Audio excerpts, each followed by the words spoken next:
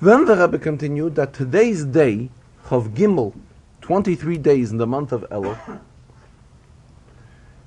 is the yahrzeit of his grandfather. And though on one hand it's a personal matter, something personal, so it's the yahrzeit of his grandfather, but on the other hand he's going to explain how there are certain things about his grandfather which we can derive a lesson as far as we are concerned today as well. It's an interesting expression. The Rebbe expressed himself that being that he is referred to as the Rebbe, Kaviyochel, that's the expression he used. So that is why in the Inyan, that though it's a private Inyan of his, it has a shaykhus to everyone as well.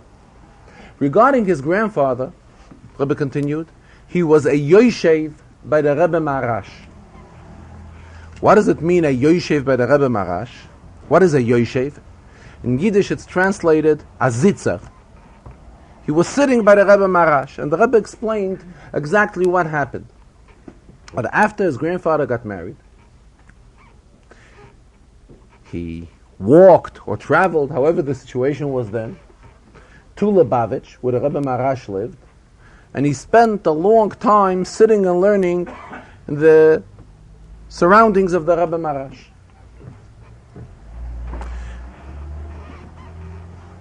And here the Rebbe went into a lengthy explanation.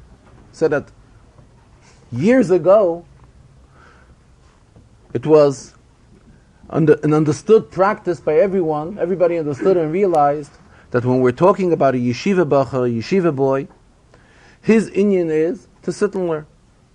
Memela, when he's sitting and learning, there is no time that he's not learning. The only thing is, being that we have to take care of our health as well, the Torah commands us to take care of our health. Ushmartem mo'id lenafshasechem, we are supposed to watch our health.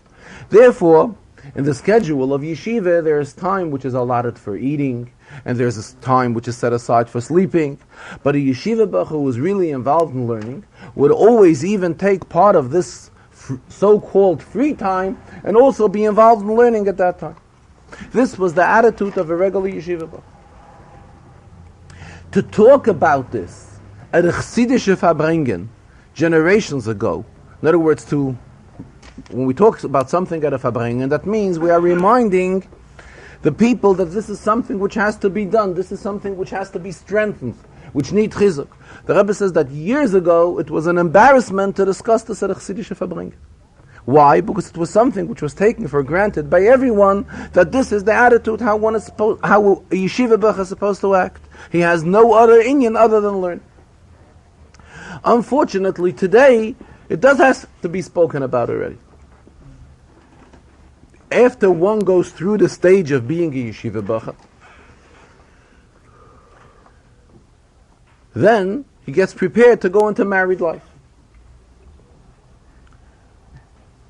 So the Rambam tells us that what is the schedule? How is the system? How does it go? Rambam says that first it has to be nota keren.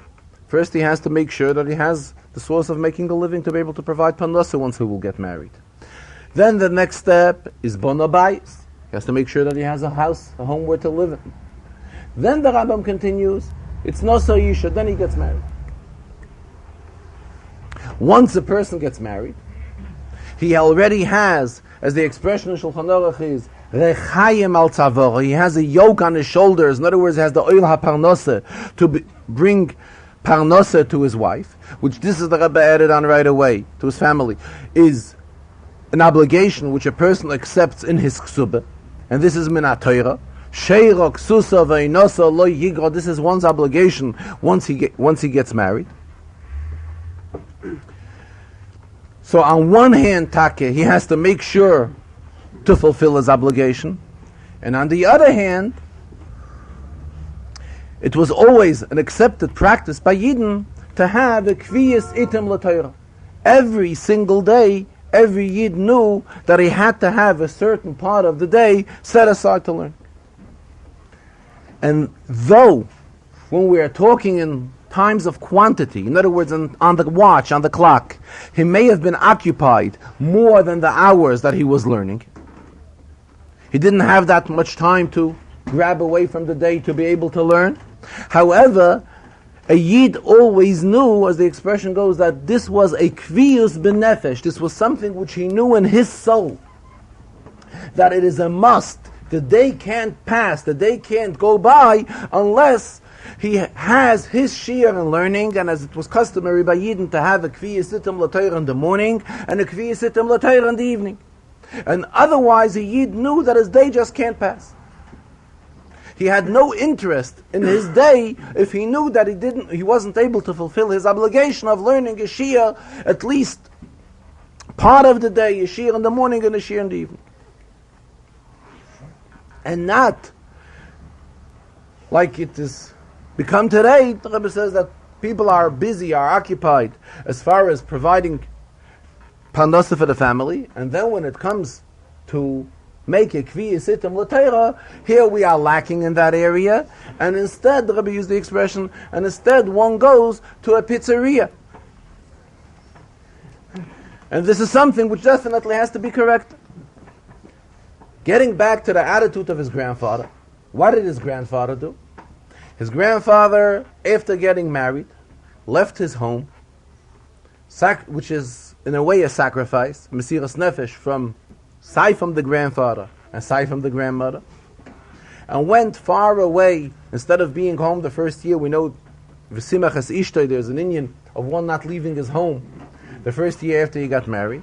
Here it was upon mutual agreement of both of them that they were happy, and more than happy, that his Zayde should leave home and go a distance and spend the time by the Rebbe Marash. Which this, he says, is something very outstanding and very remarkable, how we find how an individual immediately after he got married, they were both willing and satisfactory. It was indeed it besimcha that his Zayde left his hometown, wherever he lived, and went to the Rebbe Marash. As we gather from the story, obviously, he left his Baba at home, and he himself went to the Rebbe Marash and was a zitzer, as the expression is, and sat there for a long time and learned in the environment of the Rebbe Marash. And as the Rebbe concluded, what happened later was he followed the tradition of his family, and just like his Zayde, in other words, meaning his Zayde was a Paisek and Paskun Shailas, and clarified in Yonim and Halacha. The same thing with his grandson, also accepted a position in the rabbinate, a position in Rabbanis, and was also Paskin in Shailas, and later and gave guidance to Yidden.